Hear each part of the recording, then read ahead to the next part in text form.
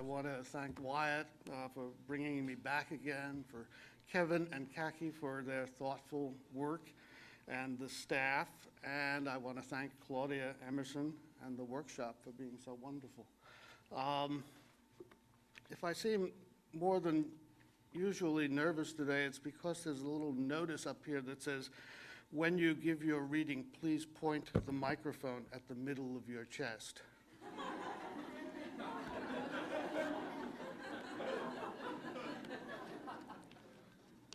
This replaces the lever and the trap door behind. My talk is called, Is There a Plot in This Poem? And I need to begin with a few acknowledgments. I have borrowed a good deal of my title from Stanley Fish. I have enclosed my partly borrowed title in quotation marks in the manner of Leslie Fiedler, whose essay, Come Back to the Raft Again, Huck Honey, got many people to think of the relationship between Huck and Jim in a way that they probably had not done before. For a moment, perhaps, you may believe that is there a plot in this poem is a real question, one that may have been asked by an actual student. It is not, but I like to think that it could have been, since my thinking about the relationship between those two words, poem and plot, began when I was working with a pair of students whom I was mentoring in a low residency MFA program. Every month they would send me poems and I would comment on them and return the poems to them. I found myself baffled by the work of one of these students, student A, unable to figure out her intentions for her work and unable to offer her the help she was eager to receive. At the same time, I had no problem with the work of student B. Whenever one of her poems went off the rails, I could help her get it back on again.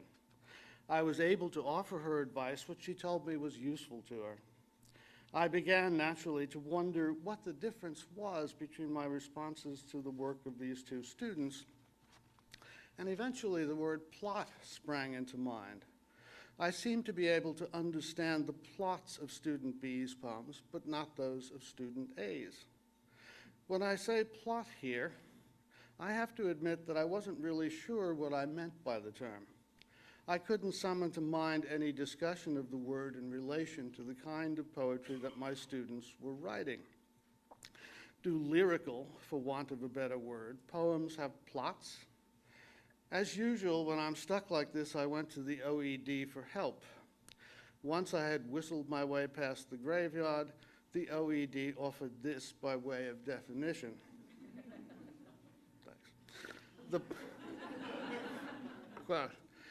The plan or scheme of a literary work, the interrelationship of the main events of a play, novel, film, etc.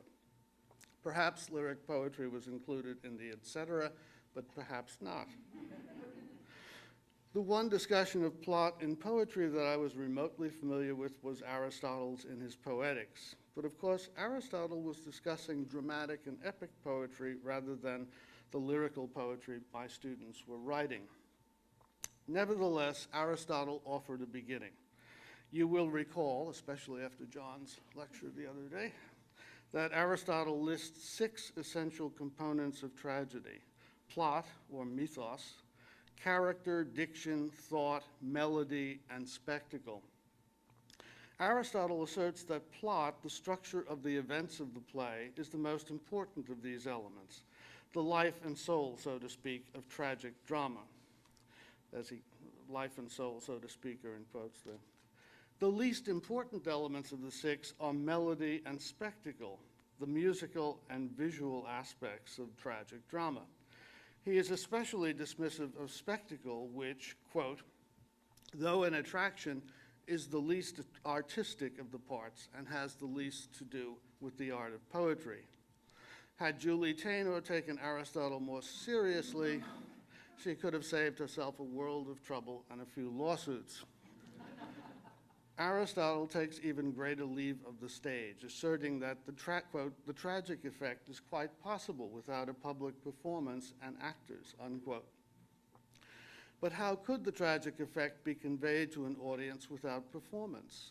in the same way that Harold Bloom prefers to receive his Shakespeare, by solitary reading. As an undergraduate reading Aristotle's Poetics, I attributed his denigration of spectacle and his lack of interest in dramatic performance to a certain stodginess appropriate to an ancient philosopher. It never occurred to me that one of the reasons why Aristotle privileges plot and non-performance so highly was that they were relative novelties in his time. For Aristotle's discussion of these subjects comes after the first great transformation of consciousness in the West, the transformation that occurred with the passage from the spoken to the written word, from a world of orality to a world of literacy. The poems of Homer, we now know, were composed orally for spoken performances. As such, they were inevitably episodic rather than tightly plotted. As Walter J. Ong points out in his Orality and Literacy, quote, persons from today's literate and typographic cultures are likely to think of consciously contrived narrative as typically designed in a climactic linear plot, often diagrammed as the well-known Freytag's pyramid. Since we have to have a diagram of some sort on every handout, I put Freytag's pyramid there. But Ong goes on to describe it. Freytag's pyramid, an ascending action builds tension, rising to a climactic point, which consists often of a recognition or other incident, bringing about a peripeteia or reversal of action, and which is followed by a denouement or untying. For this standard climactic linear plot has been likened to the tying and untying of a knot. This is the kind of plot Aristotle finds in the drama, a significant locale for such plots, since Greek drama, though orally performed, was composed as a written text, and in the West was the first verbal genre, and for centuries the only one, to be controlled completely by writing, unquote. Ong goes on to say, quote, the epic was not plotted in this way. In his Ars Poetica, Horace writes that the epic poet hastens into the action and precipitates the hero into the middle of things. Hastening into the middle of things leaves little room for the ground floor of exposition that leads to the ascent in Freytag's pyramid. The, quote, conscious contrivance, unquote, of plot is not possible for the orally composed epic poem. However, once poets began writing their epics down, consciousness changed and new organizational patterns, plots we can call them, appeared to form new patterns of thought and feeling. In an aphorism that should be as well known as McLuhan's "The medium is the message," Ong says, writing is a consciousness-raising activity.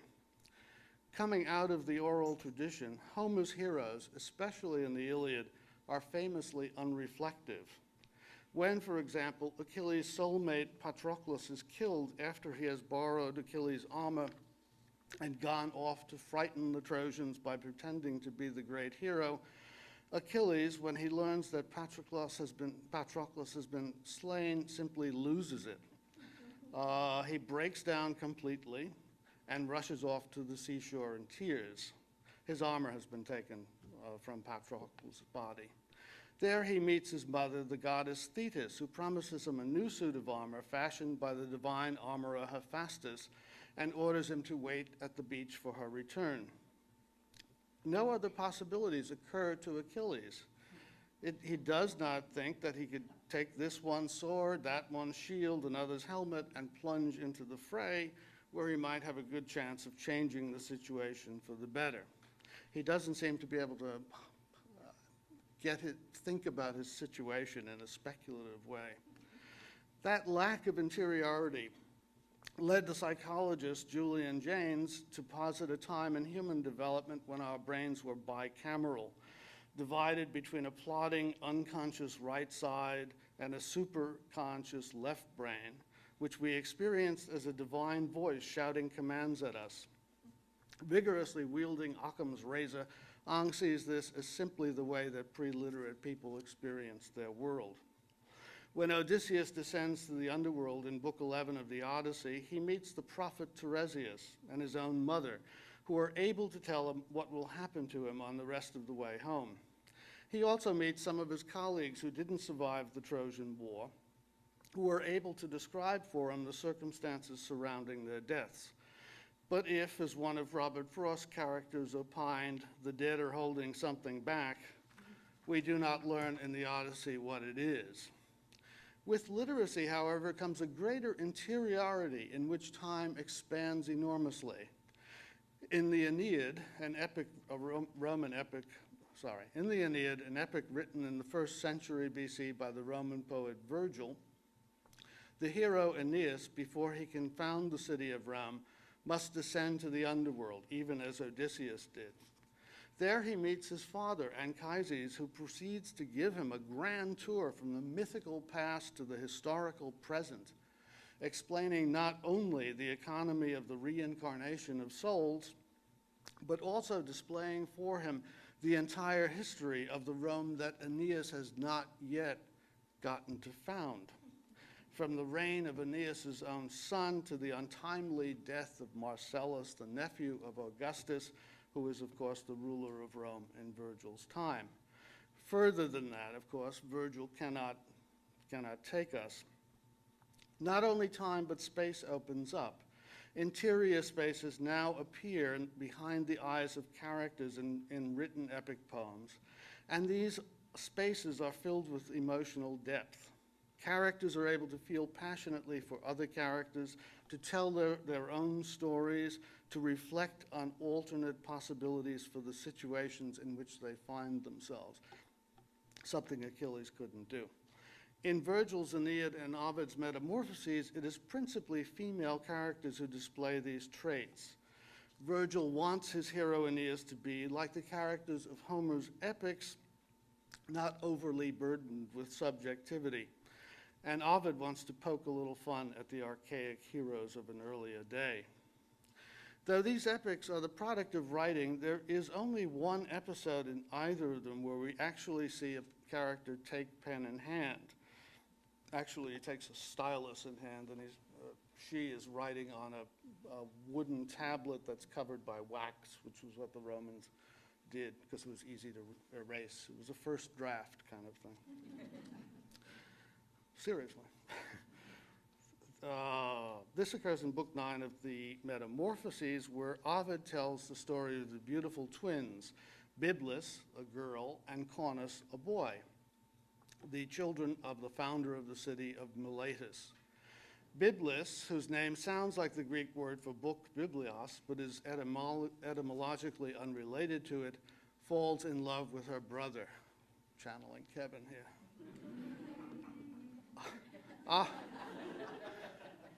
Ovid leads her through carefully detailed stages of erotic entanglement, from unacknowledged desire through conscious resistance to unconscious acceptance. Often, however, quote, often, however, when relaxed in sleep, an image of her passion came to her, an image of her lying with her brother that made her, even sleeping, blush with shame. Asleep, Byblis finds herself in Brazil. When she awakens, she argues with herself and with the fates that have made her incestuous passion so insoluble, thinks first about suppressing her feelings, and finally decides to confess them in a love letter to her brother Caunus, written in her boudoir. Quote, still in her bed, she lifts herself up and leans on her left elbow. Now let him see, she says, my decadence. What slope am I beginning to descend? What fire is conceived within my heart? Her shaking hands set down the practiced words. She grips the iron stylus in her right and holds the blank wax tablet in her left. This is the first description of a first draft. She starts and stops, sets down and then condemns, adds and deletes, doubts, finds fault with, approves. She throws the tablet down and picks it up. She cannot say what she is striving for, and every tack she takes displeases her, who sometimes seems ashamed and sometimes bold. After more erasures, inscriptions, and corrections, Biblis finishes her letter and sends it off to her brother, who furiously spurns her advances. Having realized the fatal recklessness of first thoughts, best thoughts, Biblis now considers a revision.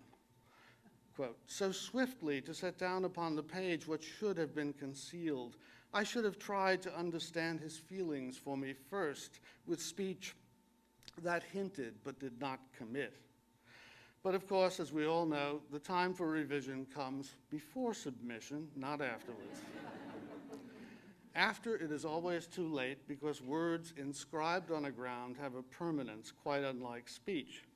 As Father Ang puts it, there is no way to directly refute a text. After absolutely total and devastating refutation, it says exactly the same thing as before. Texts are inherently contumacious, but let Biblis have the last word.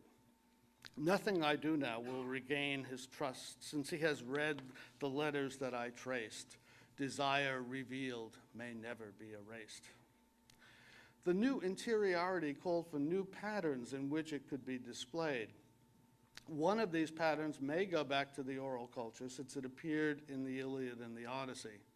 On the other hand, it is possible that it did not appear in these poems until they were written down, since it is a predominantly visual way of organizing large blocks of text. It is called chiasmus, and Greek poet and Roman poets were very fond of it. Chiasmus is on page 3 there. Around 55 BC, chiasmus, okay, maybe, all right. Around 55 BC, the Roman poet Catullus wrote a short epic of 409 lines, arranged in 8 mythological, thematically organized tableaus. These tableaus form a chiasmus, a pattern that goes like this, and the pattern is A, B, C, D, turn, D, C, B, A. So in Catullus's poem, the first A section, he describes the gods and mortals mingling on earth, and the mortal Peleus falls in love with the goddess Thetis, and they agree, they decide to get married.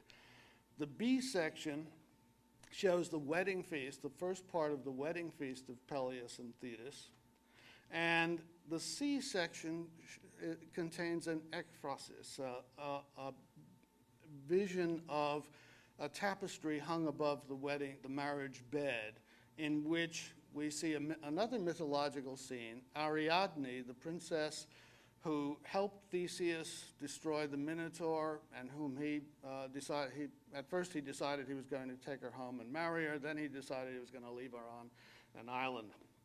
So we see her on the island of Dia, abandoned by Theseus. And in the D section, we hear Ariadne's lament. Ariadne has an aria, really, where she begins singing about her abandonment. And at the end of it, she says, "May Zeus destroy Theseus for what he's done to me." And Theseus nods his head. And then we have the D section, which contains another lament, Theseus's lament, because when he comes back to Athens safe, he has forgotten to change the sails on his ship from black to white. His father thinks he's dead, and he commits suicide. So you get D, Ariadne's lament, D, Theseus's lament over his father's suicide. Then you go back to the ekphrasis, back to the tapestry, and that shows the god Bacchus, Iacchus, Catullus calls him, searching for Ariadne on the island. So that will be completed, the abandonment will be completed by finding. And then the B section in the second half is the second part of the wedding feast. And the conclusion, gods and mortals no longer mingle, Catullus says. They are apart. The gods no longer come down to be with us. So that is basically, that's what chiasmus is. It's a kind of elaborate reversal pattern. Somewhere around the year 85 AD, the evangelist we know as Matthew composed the gospel bearing his name. Matthew's gospel is not written as a chronological narrative. Rather, its plot takes the form of a chiasmus from Jesus' birth, the miraculous birth, to the miraculous resurrection, with parts in between there matching. Catullus wrote in Latin, Matthew in Greek. What they had in common was that, like Greek drama, their texts were meant to be performed, either on the stage or when read aloud. The plot of Greek drama reveals itself either when read or performed, but the plot used by Catullus and St. Matthew reveals itself only to the eye. One of the pleasures of reading a literary or religious work whose plot is chiasmus is inseparable from the medium on which it was first composed. Both men wrote their works on papyrus rolls. And I have a rather, on page 2, there's a rather terrible picture of what is left of a papyrus roll. And under it is what replaced the papyrus roll, which was a codex, basically the same kind of book that we use today, only made out of leather. If you want to recapture that experience, imagine yourself reading columns of vertical text from something about the size of a roll of paper towels. Quote, to read the text, one would hold the roll in his right hand, using his left to unwind it, and simultaneously rewind the part that had already been read. When the reader was done, the roll would be completely wound in his left hand, so that to read it again, he had to unwind and then rewind it to return to the beginning of the work. There was probably a penalty if you didn't rewind. Returned it to the library that way. While this may sound a little bit more cumbersome than turning on your Kindle, with a little practice, you could no doubt arrange the papyrus roll so that, for example, the two A sections at either end of the roll were lying side by side for comparison and contrast. They could be read together. So with the B, C, and D sections. If you were a hip young poet in ancient Rome, it would be really cool to have a sophisticated mythological poem which could be read in two ways, either straight through from beginning to end, or by putting the thematically related sections side by side and reading the poem that way. If you were an evangelist hoping to persuade your audience that even though Jesus had come to an ignominious end, he was still the Messiah, the patterns revealed by chiastic arrangement would go a long way toward making your case. You could, for example, show the miracle of Jesus' birth side by side with the miracle of his resurrection. Chiasmus disappears when this kind of plot is no longer possible, which happened when papyrus rolls were replaced by the codex, a precursor of the book and usually made of vellum or leather. The process began at the end of the 1st century AD and continued till the 4th century. Chiasmus must have seemed no longer useful as the plot of a large text, a long poem or a gospel imprisoned in the unyielding pages of a book. In order to see the parts side by side, you'd have to tear the book apart and do that. Chiasmus was quickly forgotten, but not entirely, as it turned out. Dylan Thomas, in his author's prologue, a poem written to precede his collected poems, arranged 102 brief lines so that they rhymed or repeated one another chiasmically. To his great disappointment, that is to say, the first line rhymes with the last line, the second line with the next to last line, and so on until you get down to the middle. Nobody noticed what he had done. His plot is not audible, nor spread over several pages is it visible either. Recently, James Merrill used chiasmus much more successfully in a late poem called Pearl. Pearl is on page 5 of the handout. No, sorry. 4.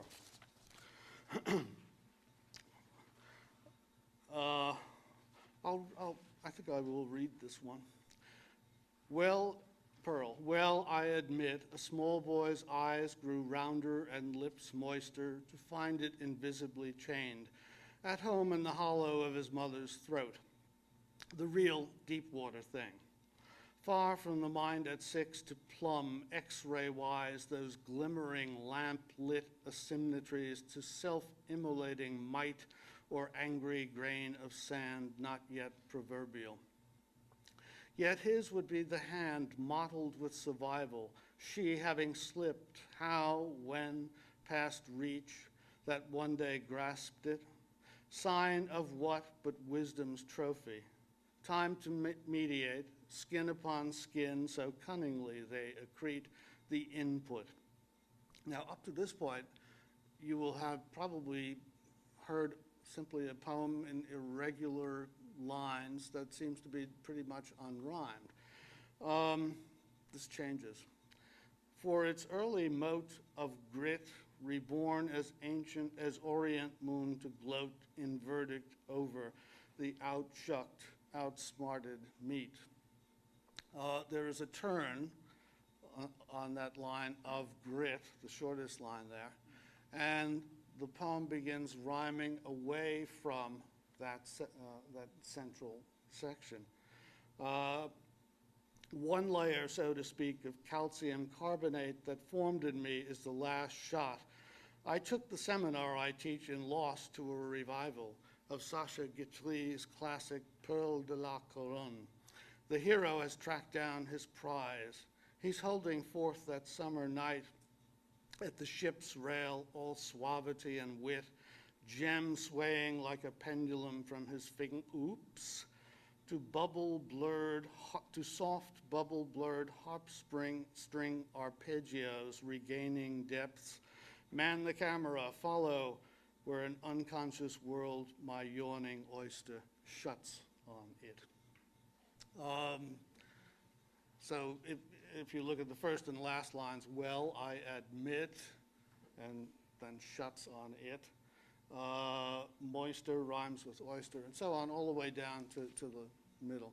There are a couple of lines that don't quite do that, and I have the feeling that Merrill probably put them in to illustrate the flaw in the Pearl, since he was too clever by half. I'm going to speed up a little bit. If you're interested in chiasmus in modern fiction, there's a novel called Cloud Atlas by a British novelist named David Mitchell, and Mitchell structures a whole novel in terms of chiasmus. Very interesting work.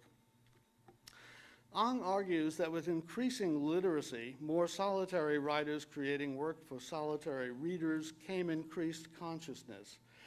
Though inspiration continues to derive from unconscious sources, says Ang, the writer can subject the unconscious inspiration to far greater conscious control than the oral narrative. The writer finds his written words accessible for reconsideration, revision, and other manipulation until they are finally released to do their work. This is what Biblis did not live long enough to learn. She should have been in a good MFA program. The plots of novels become less episodic, more tightly wound, until in 1841, Edgar Allan Poe brings the, quote, pyramidically structured narrative to its peak in Murder in the Rue Morgue. Ang describes it. In the ideal detective story, ascending action builds relentlessly to all but unbearable tension. Climactic recognition and reversal releases the tension with explosive suddenness, and the denouement disentangles everything totally. Every single detail in the story turns out to have been crucial and, until the climax, effectively misleading. Inevitably, one wonders whether, if this was happening in fiction, a similar process was not occurring at the same time in poetry as well. For the poets, too, were increasingly solitary writers writing for solitary readers. One might expect in poetry a development like that of Poe's great invention, the modern detective story. Curiously enough, only a year after Poe's publication in 1841, Robert Browning published My Last Duchess, a poem with a plot as tightly woven as Poe's, something of a detective story, in fact, and one that has given birth to a genre as enduringly popular as the detective story, the dramatic monologue. When the poem begins, the speaker is showing someone a portrait that he had painted of, quote, his last duchess, looking as if she were alive, unquote.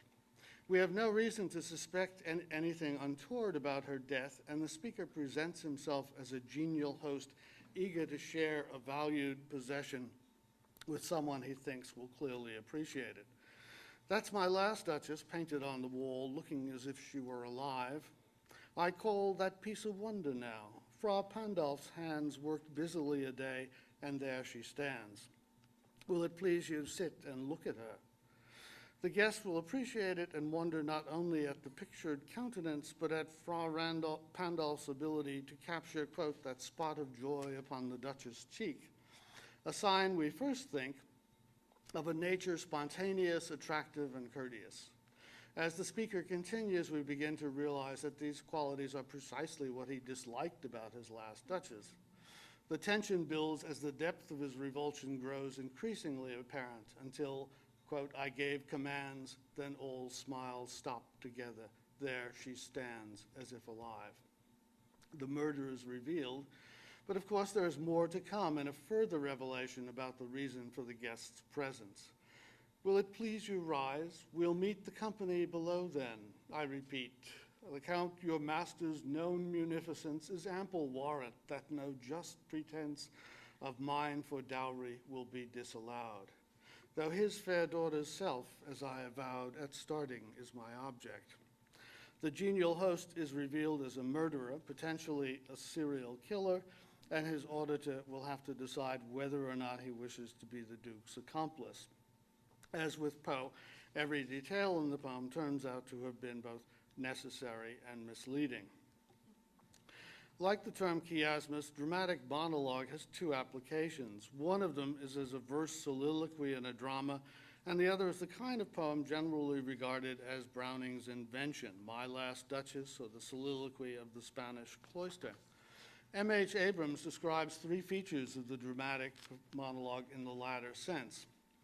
A single person who is patently not the poet utters the speech that makes up the whole of the poem in a specific situation at a critical moment. This person addresses and interacts with one or more other people, but we know of the auditor's presence and what they say and do only from clues in the discourse of the single speaker. The main principle controlling the poet's choice and formulation of what the lyric speaker says is to reveal to the reader, in a way that enhances its interest, the speaker's temperament and character. In dramatic monologues, Samuel Mayo argues that, Dramatic Monologues, a Contemporary Anthology. Samuel Mayo argues that these monologues are far older than Browning and ignores Abrams' first point. A single person who is patently not the poet utters the speech, admitting into his anthology poems that would appear to be written in the poet's voice. In the interest of full disclosure, Mr. Mayo accepted two poems of mine for his anthology. One of them, in the voice of Lot's wife, I considered a dramatic monologue, but the other was pretty patently the poet. When I told him I had never thought of it as a dramatic monologue, he said something like, well, it is. Who am I to argue with an anthologist? To justify his practice, Mayo quotes Browning himself in his introduction to the Letters of Shelley, where he distinguishes between two types of dramatic verse, objective and subjective. Mayo is a good deal clearer on this than Browning is, but the objective monologist is the one who writes the persona poem in the voice of Lot's wife or whomever. The subjective monologist does not look externally but internally. A character is not created nor a persona used, but a speaking voice seemingly aligned with the poet's own. This too, in Browning's view and Mayo's, is a dramatic monologue. At this point, the issue of whether a poet is speaking in his or her own voice may seem to be far more unsettled than otherwise. How confident can we be that John Donne is writing in, quote, his own voice, unquote. Christine de Pizan, the early modern French poet, wrote heartfelt elegies for her beloved husband, and also wrote ballades in the voice of a woman complaining about the irrational jealousies of a spouse she despised. One suspects that she did not give too much thought to the question of authenticity of voice. Translation is an area where it is even more difficult to say whether the speaker of the poem is the original poet or his translator. Ezra Pound translated the 13th century Italian poet Guido Cavalcanti's canzone that begins Donna mi prega into a kind of mix between Pound of the Cantos and pseudo-medieval dialect. Was it Pound or Cavalcanti speaking? His disciple, Louis Zukowski, went on to translate the poem into Brooklynese. I'll quote a few lines to give you the flavor of this. A fine lass bothers me. I gotta tell her of a fact surely, so unruly. Often it comes soft in its proud neck called love. Even me brothers dead drunk in their cellar feel it though poorly. Cavalcanti, Zukowski, Kavalovsky, an issue probably not soluble these days. We are more likely to assent to Hugh Kenner's response to Zook's Cav. To make speech coarse, flow, that is, through verse, means imagining, impersonating a speaker. Ong strongly believed in a fictionalized reader without whom the writer cannot proceed. But isn't the writer always a fiction too? One is tempted here to quote Deconstruction by Peter Mullen. Do you want to know the creeder, Jack the Reader? There ain't no reader. There ain't no writer either.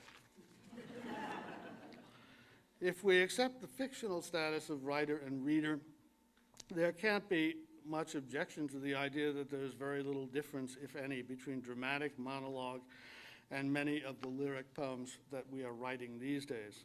If we go back to the source of the lyric tradition in the West, we find Sappho in this poem that's in the handout there. Translated by Aaron Puchigian, a fine poet in his own right. That fellow strikes me as God's double, couched with you face to face, delighting in your warm manner, your amiable talk and inviting laughter. The revelation flutters my ventricles, my sternum and stomach. The least glimpse and my lost voice stutters, refuses to come back because my tongue is shattered. Gauzy flame runs radiating under my skin. All that I see is hazy, my ears all thunder. Sweat comes quickly and a shiver vibrates my frame. I am more sallow than grass and suffer such a fever as death should follow. But I must suffer further, worthless as I am. The question of whether Sappho was speaking in her own voice here seems both insoluble and unimportant. Sappho might be writing a persona poem, or she might not be. We can never know for certain. A single person who may or may not be the poet utters the speech that constitutes the poem, confessing her passion for another woman whom she addresses directly. And what we know about her auditor, we know only from her speaker. From the speaker. The purpose of the plot of the poem is this revelation of the speaker's temperament and character to the auditor and to the reader, who in a sense stands in for the auditor. The loosened version of the dramatic monologue is characteristic of a great many poems written in our time as well. A straight line could be drawn from Sappho's Ode to Larkin's Obad, the one an erotic poem haunted by death, and the other a premature elegy haunted by Eros. In either case, the plot of the poem is the revelation of the poet's character, in the hope that, the revelation of the poet's character in the hope that a lover in Sappho's case, or the audience for poetry in Larkin's, will find the poet's character attractive and be persuaded by her or his words. We will never know how Sappho made out with her lover. Larkin has been the subject of chiding from Seamus Heaney and others who do not believe that he is on the right side, that is to say, their side, when it comes to the fear of death. A line like "death is no different whined at than withstood" would no doubt have gotten him stricken from the short list for the Nobel Prize if he had ever been on it. And yet there is no doubt in my mind that it requires a greater degree of courage to face the end without trying to wiggle out of it than to look everywhere for an escape hatch. The ethos revealed in Obad is finally one that most of us will admire. In conclusion, you'll be happy to hear, if we look around us, we will find, I think, that a great many of the poems written in our time are written to reveal the character of the speaker. That revelation inevitably takes place in time as it is manipulated by the poet to his or her own ends. Larkin, realizing that time brings with it his own inevitable end, stalls it, holds it back in an ingenious network of rhymed and metered stanzas, rich in images and aphorisms, figures that not only slow time down, but create a kind of alternate world in which his poem, now on a great many pages, continually presents his argument, even in the absence of the poet. We begin with speech, the imitation or impersonation of a speaker, as Kenner said, and we find ways to engrave that speech as best we can on a supportive surface. As Father Ong said, there is no way directly to refute a text. After absolutely total and devastating refutation, the deaths of Sappho and Philip Larkin, for example, their poems say exactly the same thing as before. Texts are inherently contumacious.